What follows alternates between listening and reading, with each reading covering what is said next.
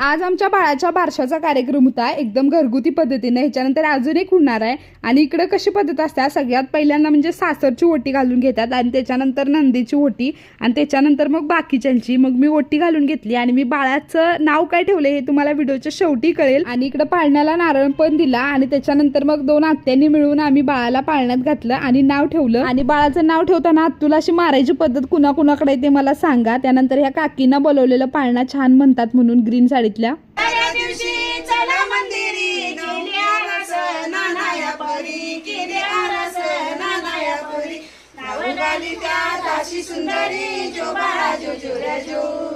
मुठमुठ घोगऱ्या घ्या आमच्या अद्वैतला खेळायला न्याकून, घोगऱ्या घ्या आमच्या शिवरत्नला खेळायला न्याकून। आणि अशा प्रकारे बाळाचं मेन नाव जे ठेवलेलं आहे ते आहे अद्वैत। कसं वाटलं मला सांगा। त्याच्यानंतर जेवणाचा कार्यक्रम आणि अशा प्रकारे बारसं संपन्न झालं।